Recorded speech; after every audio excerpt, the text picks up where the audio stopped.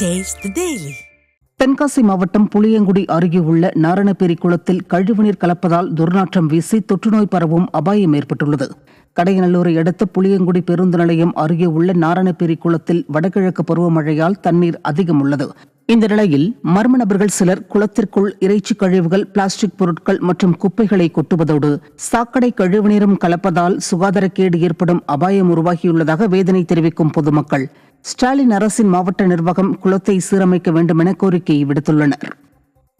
நாமக்கல் மாவட்டம் பள்ளிப்பாளையத்தில் அரசு பேருந்தில் டிக்கெட் கேட்ட நடத்துனரை மதுபோதையில் இருந்த நபர் தாக்க முயன்ற சம்பவம் அரங்கேறியுள்ளது. SPP காலனி பகுதியிலிருந்து பள்ளிப்பாளையம் நோக்கி சென்று கொண்டிருந்த பேருந்தில் மதுபோதையில் ஏறிய நபரிடம் நடத்துனர் டிக்கெட் எடுக்குமாறு கோரியுள்ளார். அப்போது போதை ஆசாமி, என்னிடமே டிக்கெட் கேட்கிறாயா என அவரிடம் வாக்குவாதத்தில் ஈடுபட்டு அவர் சட்டையை பிடித்து தாக்க முற்பட்டார்.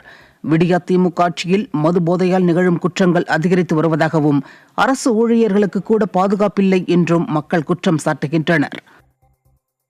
தஞ்சாவூர் மாவட்டம் கும்பகோணத்தில் உள்ள பிரசித்தி பெற்ற சாரங்கபாணி சுவாமி கோவிலில் தைப்பொங்கல் தேரோட்டத்தை முன்னிட்டு கொடியேற்றம் நடைபெற்றது. கொடிமரத்திற்கு சிறப்பு பூஜைகள் செய்யப்பட்டு கருட கொடி ஏற்றப்பட்டது.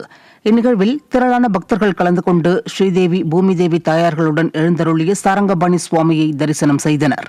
10 நாட்கள் நடைபெறும் திருவிழாவின் முக்கிய நிகழ்வான திருத்தேரோட்டம் 14ஆம் தேதி தைப்பொங்கல் அன்று அதிகாலை நடைபெற உள்ளது.